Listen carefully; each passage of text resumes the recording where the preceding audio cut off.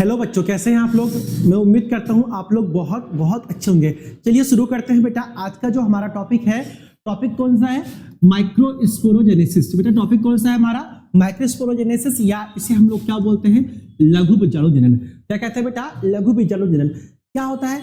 हम बोल सकते हैं एक लाइन में कि जैसे लघु बीजाणु के निर्माण की क्रिया को हम बोल सकते हैं लघु बीजाणु जनन, या माइक्रोस्पोर के फॉर्मेशन की जो प्रोसेस होती है, इसी प्रोसेस को हम लोग बोलते हैं क्या? माइक्रोस्पोरोजेनेसिस।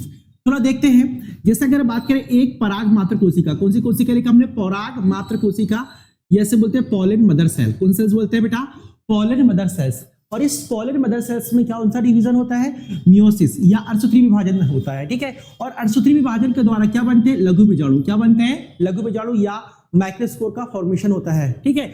और इस लघु बीजाणु के निर्माण की जो क्रिया होती है, इसी क्रिया को हम लोग क्या नाम देते हैं बेटा? लघु बीजाणु जनन, या इसी को हम लोग क्या बोलते हैं? माइक्रोस्पोरोजेनेसिस। ठीक है। चलिए देखते हैं ये प्रोसेस कैसे होती है। ठीक है, समझते हैं। देखो सबसे पहले एक कोशिका होती है बेटा, जिसे हम बोलते हैं प्रपशु कोशिकाएं, या इसको हम बोलते हैं आर्किस्पोरियल कोशिका। ठीक है। देखो ये आर्किस्पोरियल कोशिका आई कहां से, थोड़ा इसके बारे में थोड़ा हम लोग देखते हैं।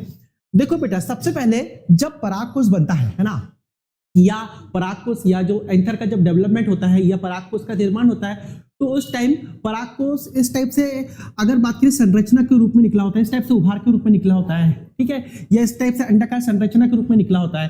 तो इसकी जो सबसे बाहरी परत होती है बेटा, ये है ना, अगर आप देखेंगे इस टाइप से सबसे जो बाहरी परत होती है ये वाली। ठीक है। ये सबसे जो बाहरी परत होती है ये है ना, तो इस सबसे बाहरी परत को हम लोग नाम देते हैं क्या? एपिडर्मिस। क्या नाम देते हैं बेटा? एपिडर्मिस। ठीक है। क्या बोलते हैं? एपिडर्मिस। तो सबसे पहले परागकोश एक छोटे से उभार के रूप में निकलता है, जिसकी संरचना गोलाकार या अंडाकार होती है। और इसके बाहर की ओर अगर हम बात करें, एक परत होती है ना, जिस परत को हम लोग क्या कहते हैं? एपिडर्मिस कहते हैं। ठीक है। और बेटा एपिडर्मिस के चारों कोनों की जो कोशिकाएं होती है, जैसे एक कोना ये, दूसरा ये, तीसरा ये, चौथा ये। ठीक है। तो आप देखेंगे एपिडर्मिस से लगी हुई अगर बात की चारों कोने, जैसे एक कोने में ये कोशिका हो गई, दूसरे कोने में ये कोशिका हो गई, तीसरे कोने पे ये, चौथे कोने पे। तो अगर बात करें बेटा, चारों कोने की जो कोशिकाएं होती है आकार में थोड़ी सी बड़ी हो जाती है, और इनका जो केंद्रक होता है वो भी दूसरी कोशिकाओं की अपेक्षा स्पष्ट हो जाता है। और इन्हीं कोशिकाओं को हम लोग नाम देते हैं, कौन सी सेल्स बोलते हैं बेटा? Archesporial cells. कौन सी सेल्स बोलते हैं इनको हम? Archesporial cells. और इसी आर्किस्पोरियल सेल्स में क्या होता है बेटा? डिवीजन। क्या होता है? डिवीजन। और डिवीजन के बाद, या इसी आर्किस्पोरियल सेल में विभाजन के बाद दो कोशिका बनती है। ठीक है। एक बनती बेटा प्राइमरी पैराइटल सेल्स, है ना, इसको शॉर्ट में पीपीसी है ना, प्राइमरी पैराइटल सेल्स। और सेकंड अगर बात बनती कौन सी?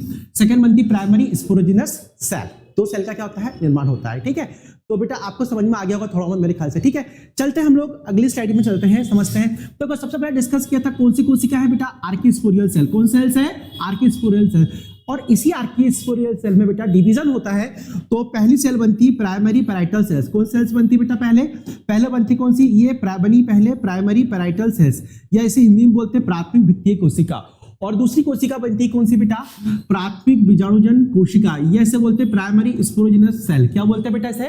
Primary sporogenous sales. ठीक है। तो हम बोल सकते हैं एक लाइन में कि आर्किस्पोरियल सेल्स में जब डिवीजन होता है तो दो कोशिकाएं बनती है। पहली बनती कौन सी बेटा? प्राइमरी पैराइटल सेल्स, और सेकंड बनती है प्राइमरी स्पोरोजिनस सेल्स, या हम बोल सकते हैं प्राथमिक बीजाणुजन कोशिका, है ना, प्राथमिक बीजाणुजनन कोशिकाएं। ठीक है।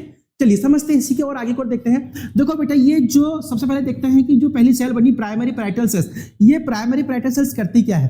देखो बेटा, ये प्राइमरी पैराइटल सेल्स अगर हम बात करें विभिन्न, अगर बात करें जो विभाजन होते हैं या डिवीजन होते हैं, तो डिवीजन के बाद में या विभाजन के बाद में ये बनाती क्या?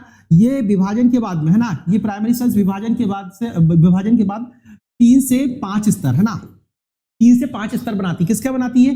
एंथर के। किसके बनाती है? एंथर या जो परागकोश होता है, ठीक है, उसके कितने स्तर बनाती है? 3 से 5 स्तर। कौन कौन से स्तर बनाती है? अंतः स्तर, मिडिल लेयर, और क्या बनाती है बेटा? टेपिटम। ठीक है। तो हम बोल सकते हैं, ठीक है, अंतः स्तर, है ना, लिखा ना, मध्य स्तर, और टेपिटम का क्या करती है? निर्माण करती है। कौन सी सेल करती है बेटा? ये तो प्राइमरी पैराइटल सेल्स। तो हम एक लाइन में बोल सकते हैं बेटा क्या कि जो प्राइमरी पैराइटल सेल्स होती है ये डिवाइड होके परागकोश की भित्तियों का निर्माण करती है। और परागकोश की भित्ति कौन कौन सी होती है? अगर बात करें तो जैसे पहला आप ध्यान रखना कौन सी? एंडोथीसियम, मिडिल लेयर और कैपिटम। इन्हीं 3 लेयर की क्या करती है? निर्माण, है ना, 3 से 5 लेयर का क्या करती है? निर्माण करती है। और ध्यान रखिएगा बेटा कि जो एपिडर्मिस जो लेयर होती है एंथर की, या परागकोश की जो एपिडर्मिस परत होती है वो उत्पत्ति में आर्किस्पोरियल नहीं होती है, ठीक है, या अगर हम बात करें वो जो एपिडर्मिस से पहले से ही क्या होती है, उपस्थित होती है, ठीक है। चलिए आगे को हम लोग समझते हैं, है ना।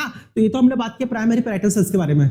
चलते हैं अगली कोशिका कौन सी है हमारी, अगली है कौन सी, प्राइमरी स्पोरोजेनस सेल्स। बेटा ये जो प्राइमरी स्पोरोजेनस सेल्स होती है, अगर हम बात करें, ये अगर बात करें किसमें परिवर्तित हो जाती है विभाजन के बाद, ये परिवर्तित हो जाती है लघु बीजाणु मात्र कोशिका। किसमें कन्वर्ट हो जाती है बेटा, लघु बीजाणु मात्र कोशिका, ये सब बोलते हैं एमएमसी, है ना। क्या बोलते हैं बेटा, एमएमसी बोले तो एमएमसी का फुल फॉर्म क्या होगा, माइक्रोस्पोर मदर सेल, ठीक है। किसमें कन्वर्ट हो जाती है बेटा, माइक्रोस्पोर मदर सेल में, ठीक है। और ये माइक्रोस्पोर जो मदर सेल होती है, अगर बात करिए कैसी होती है, डिप्लॉइड, कैसी होती है, डिप्लॉइड, ठीक है।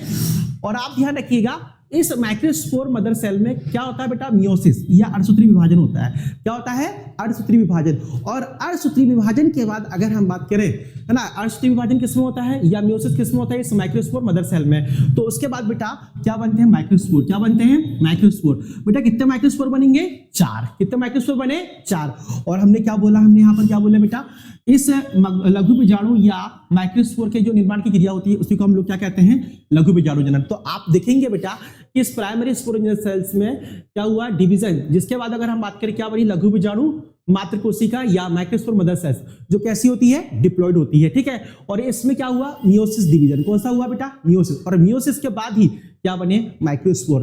तो बेटा यहां पर ध्यान रखिएगा, मियोसिस के बाद कितने माइक्रोस्पोर बनते हैं, 4। कितने माइक्रोस्पोर बनते हैं बेटा, 4।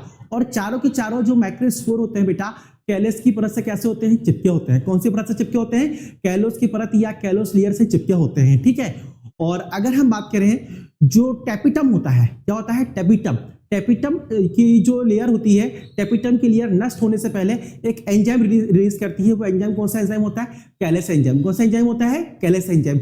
और ये कैलेस एंजाइम अगर हम बात करें, जो 4 लघु बीजाणु कैलोस परत से चिपके हुए हैं उनको क्या करता है, अलग करता है। जिससे अगर बात करें चारों की चारों लघु बीजाणु कैसे हो जाते हैं, अलग हो जाते हैं। और ध्यान देना बेटा ये लघु बीजाणु या माइक्रोस्पोर कैसे होते हैं, हैप्लॉइड होते हैं। कैसे होता है, हैप्लॉइड या अगुणित होते हैं, ठीक है।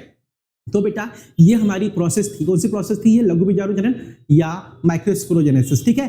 तो बेटा वीडियो अच्छा लगा हो तो बेटा चैनल को जरूर सब्सक्राइब करें और वीडियो को लाइक और शेयर और कमेंट जरूर करें, ठीक है। और अपने फ्रेंड लोगों के साथ भी जरूर शेयर करें। थैंक यू सो मच बेटा, मिलते हैं बहुत जल्द हम अगले वीडियो में, है ना।